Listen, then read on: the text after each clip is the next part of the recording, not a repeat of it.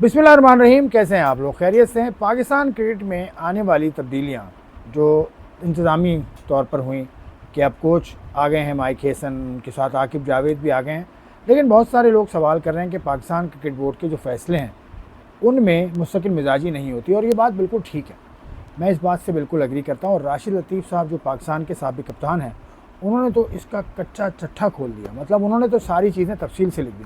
अगर मैं आपको याद कराऊँ, 2024 में फरवरी में मोहसिन नकवी साहब आए थे और आते ही उन्होंने फ़ैसले जो लिए, हारिस रऊफ़ का मामला था, उस पर पाबंदी लग गई थी, फिर उसको हटा दिया।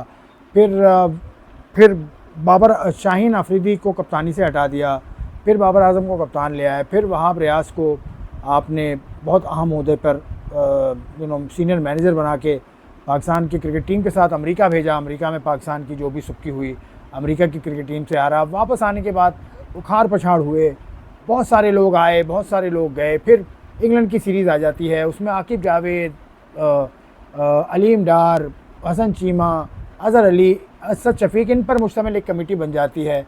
मतलब ऐसा लगता है कि बहुत जल्दी जल्दी फ़ैसले तब्दील करने के पीछे जो सकत है फ़ैसले लेने की क्रिकेट के मामलात पर, वो मुझे ऐसा नहीं लगता कि इतनी कोई ख़ास अब उसकी तारीफ़ करना होगी। क्योंकि देखिए, बीच में मामला ये भी हुआ कि स्ट्राइक कैंप वो चल रहा था, उसके बीच में से एक मीटिंग के लिए बुलाया गया। वह फ़खर ज़मान और उस्मान वाला जो डायरेक्टर इंटरनेशनल हैं, उनके दरमियान कोई चपकलिश हुई। उसके बाद उस्मान वाला अपनी जगह मौजूद हैं, लेकिन फ़खर ज़मान काफ़ी अरसे टीम से बाहर रहे। इंजरी थी उनको, ठीक है, लेकिन ये ख़्याल लोगों को आता है कि अनबन शायद उसकी वजह हो, लेकिन ऐसी वजह नहीं थी।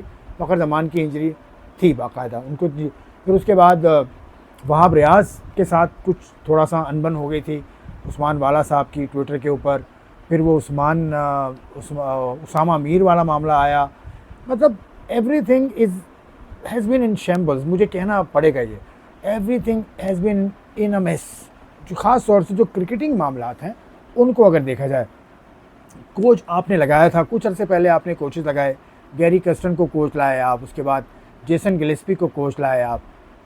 उनका मुझे तो याद है जेसन गिलेस्पी के लिए तो नाश्ता भी अरेंज किया था, और हमारी मीटिंग भी हुई थी जेसन गिलेस्पी से। ही साउंडेड वेरी सेन गाय। लेकिन उसके बाद उसके साथ जो हुआ, वो चले गए। उनके बाद उनके बारे में ये कहा जाता है कि वो अपने साथी की बरतरफी पर नाखुश थे, तो इसलिए वो चले गए। ठीक है, ऐसी हुई होगी बात, लेकिन इसकी वजाहत नहीं आई। तो ये भी एक मामला रहा। फिर वो दोनों चले गए, तो उसके बाद उन्होंने जो कुछ किया बैनुल-अक़वामी मीडिया में, ख़ास तौर से जेसन गिलेस्पी ने, उसकी तो बात करना बनती है। उसका इमेज बहुत बहुत बुरा फ़र्क पड़ा इमेज में। फिर अब पाकिस्तान सुपर लीग के मामला देख लें। खैर, इसमें तो जो मामला हुआ वो तो पाकिस्तान क्रिकेट बोर्ड के हाथ में नहीं था, वो तो बात दीगर है।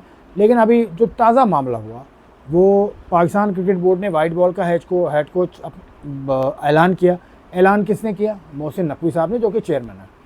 चेयरमैन की तरफ से ऐलान होना इन चीज़ों का। हाँ, नजम सेठी साहब जब चेयरमैन थे कुछ ऐसी चीज़ें होती थीं, ऐसा बिल्कुल ऐसा पहले भी हुआ है, लेकिन एकदम से आप मीडिया डिपार्टमेंट को हटाकर chairman of the cricket board अगर अनाउंस कर रहा है, तो पता नहीं इसमें क्या वजह है।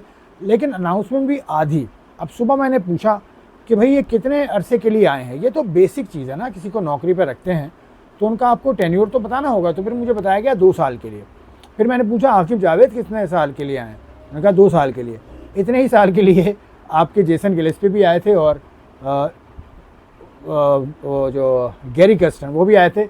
लेकिन कोई कितने साल के लिए आता है कुछ नहीं पता। पाकिस्तान क्रिकेट बोर्ड में हवा बदलते, हालात बदलते, कुछ भी हो सकता है। तो बहुत सारे मामलात हैं। पाकिस्तान क्रिकेट बोर्ड को क्रिकेटिंग मामलात के ऊपर कंसिस्टेंसी की ज़रूरत है, और ये मेरी राय है कि पाकिस्तान क्रिकेट बोर्ड एक क्रिकेट कमेटी साबिक क्रिकेटर्स पर बना ले, जो कि जिनकी कोई साख हो। साबिक क्रिकेटर्स मतलब जिसका जितना अक्यूमन है क्रिकेट के बारे में, वो आप जज कर लें, और 8-10 क्रिकेटर्स की एक कमेटी बना लें। चलें 8 की ना बनाएं, 6 क्रिकेटर्स की बना लें एक कमेटी, जो कि क्रिकेटिंग डिसीजंस कम से कम ले।